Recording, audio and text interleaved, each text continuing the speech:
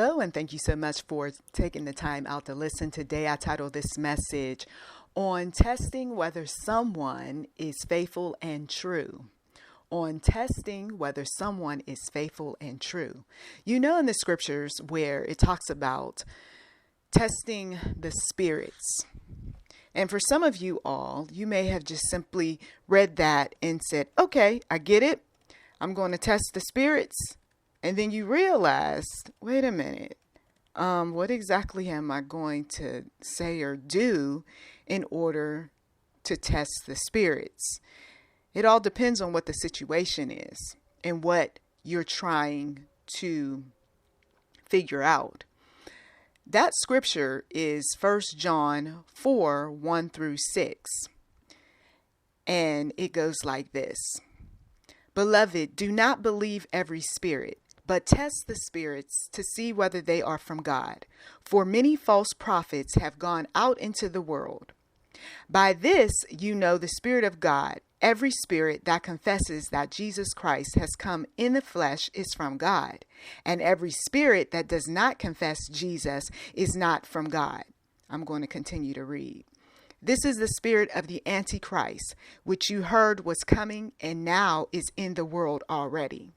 Little children, you are from God and have overcome them, for he who is in you is greater than he who is in the world.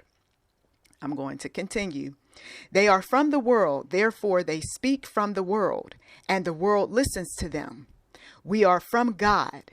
Whoever knows God listens to us. Whoever is not from God does not listen to us.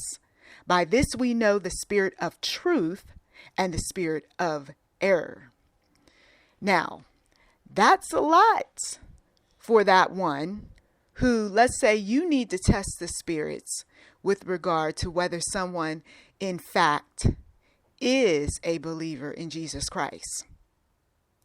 You might also have to test the spirit to see if the spirit is on the side of light or on the side of darkness.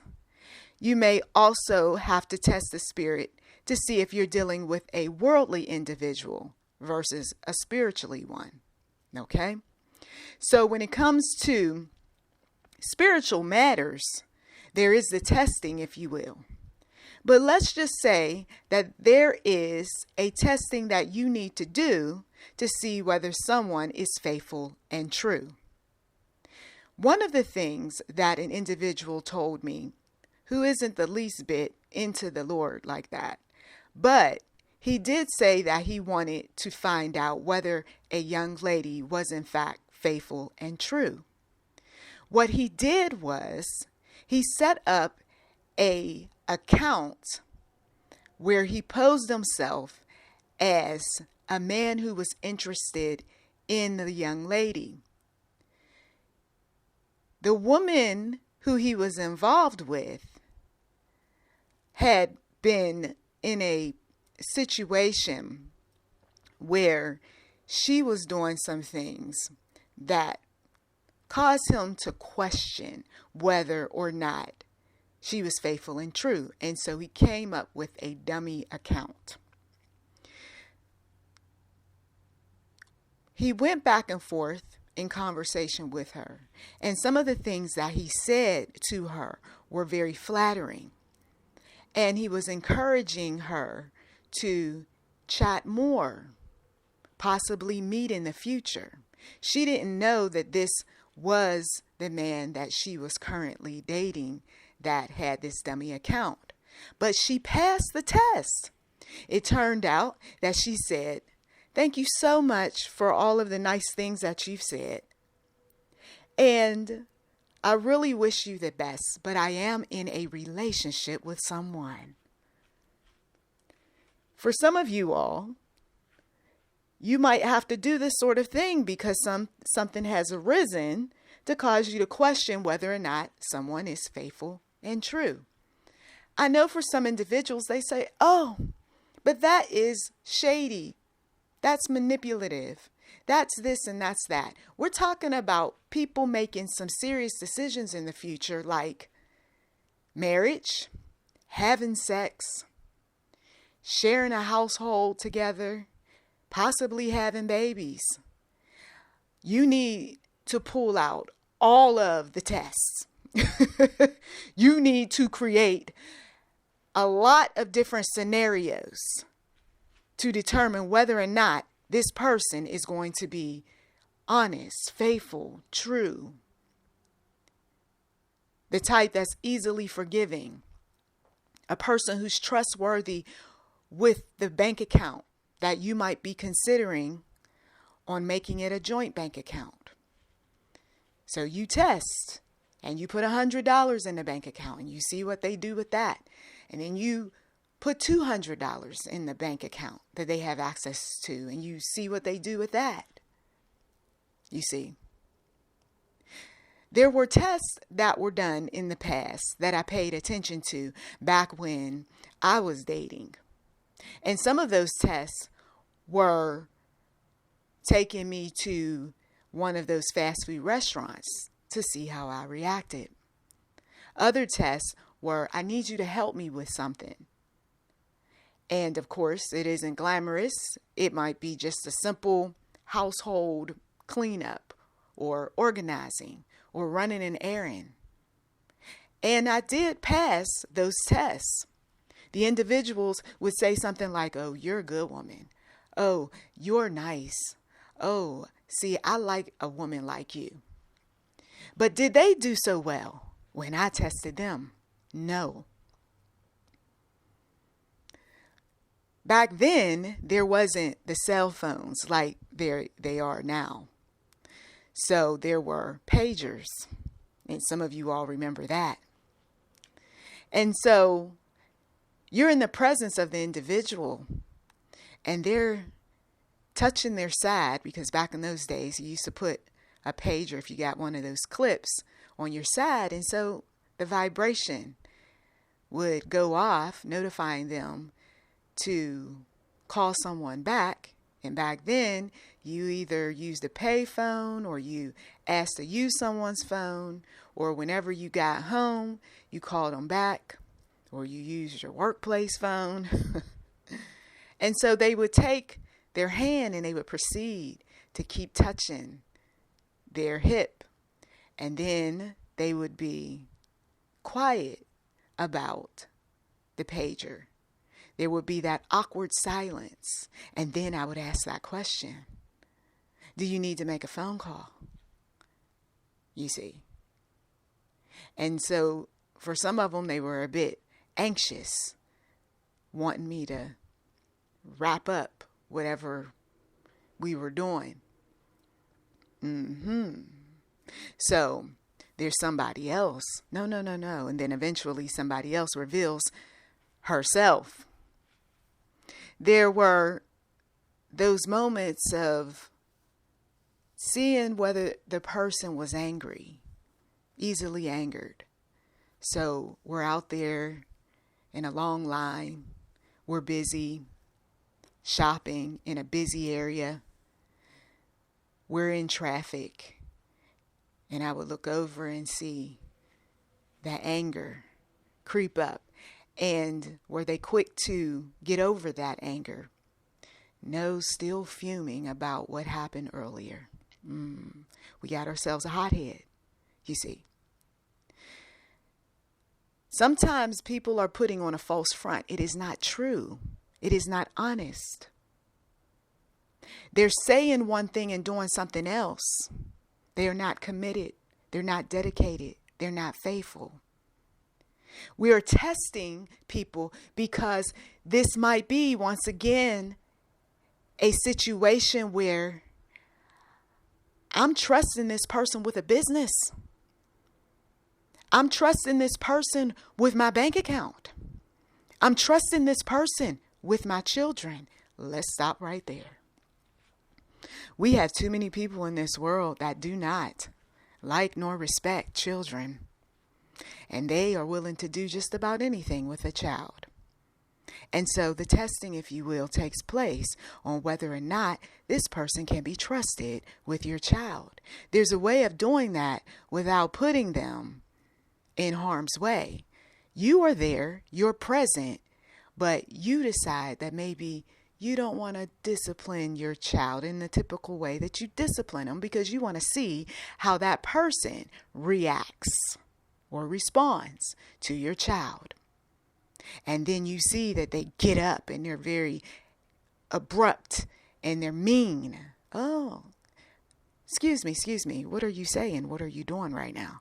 Well, I was just, And then you have realized that this is not a person who you can trust being around your child. You can test family members this way.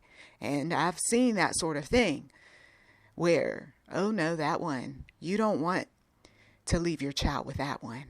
She's freaking out because your child dropped something on the floor.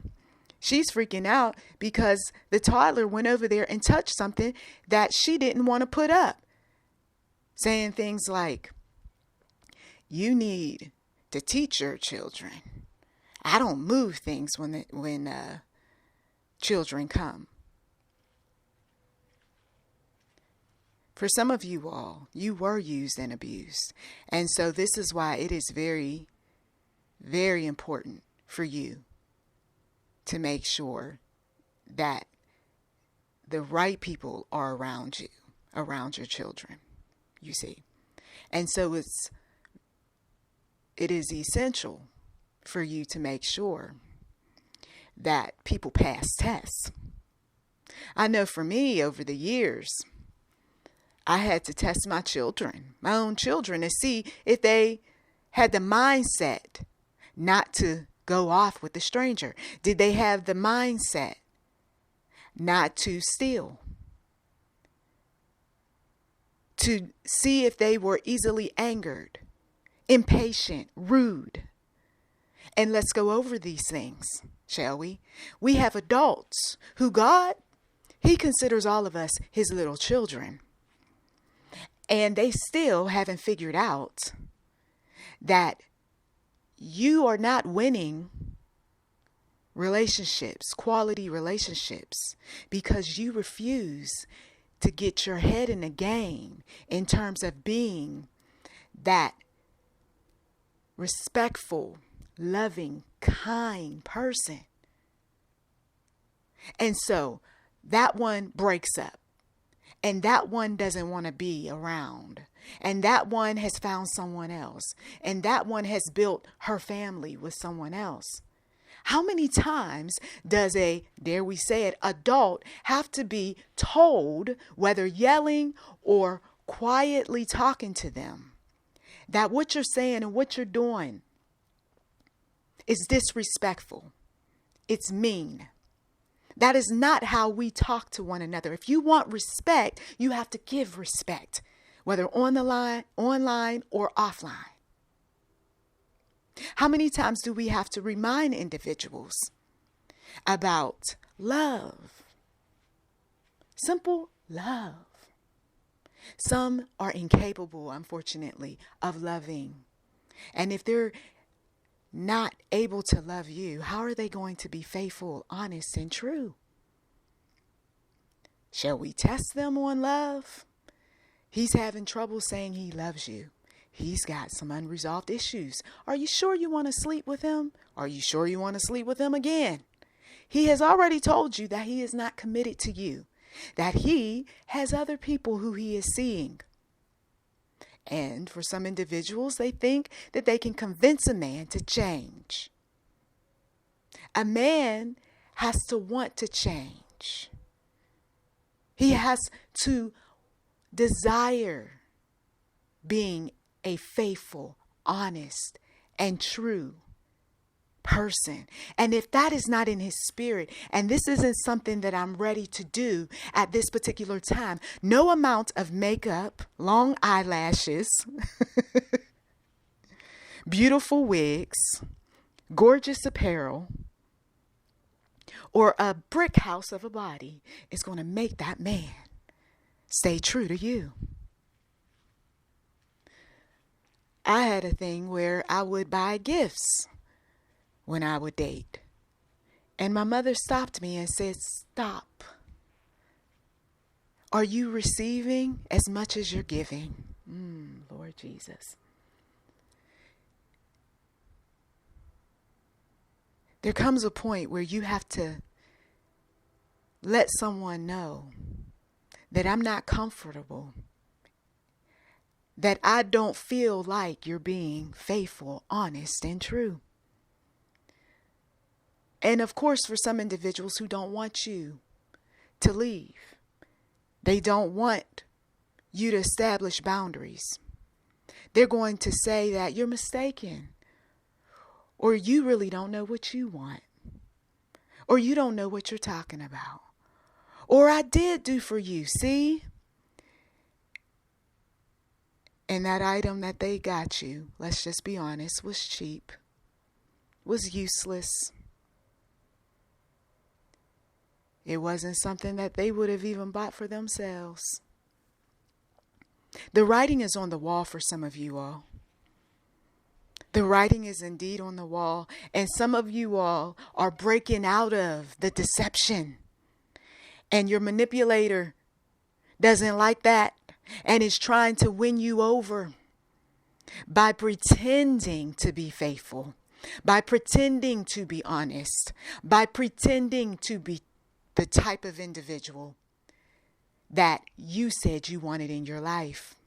And then when you spend time with them, you discover that that person is not what you had in mind, and that all they were doing was mirroring you until they couldn't act any longer. This happens at workplaces. This happens intimately. This happens nationally with leaders and internationally. I'm looking for someone who's committed to what our agenda is. I'm looking for someone who will trust the process, but not just any process. A process that is filled with righteousness, that they operate with a moral compass, that their conscience is seared when they do wrong or they feel like they have let others down.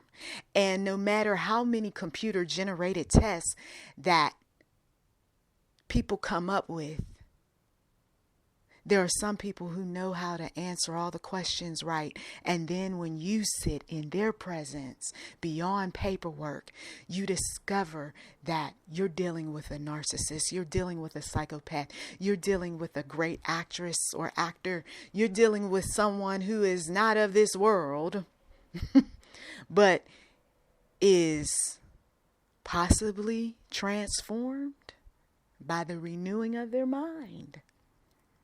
And that's the one who I want. That's the one who is loving, who's peaceful, who's patient, because he or she passed the test. I left the money out. He passed the test. I purposely said some things that were meant to irritate him, to watch his response, and he passed the test. I told him about some issues that I was going through to see if he could be able to comfort me. And he proceeded to get up, wrap his arms around me, and tell me that everything's going to be all right. And even provided some solutions. Lord Jesus. And those people are rare, I will tell you. From personal experience, they're rare. Very few I've come across in my lifetime, other than family, that were like that. Now, if you get into the church atmosphere, you'll come across some individuals that are like that. But outside of that atmosphere, oftentimes people want you to be quiet about your issues, you see. You're testing individuals to see if they're the type that are on time, that they're timely individuals. So you give them a time and you sit back and you see if they're going to show up on time. And then you're impressed because someone showed up an hour early. Somebody else showed up 30 minutes early. Someone else showed up 15 minutes late. Wow.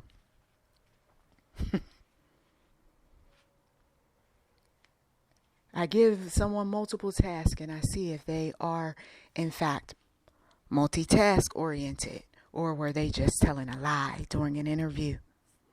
And lo and behold, if she didn't get all 15 plus tasks done and still had an hour to sit back and relax. Wow. You see?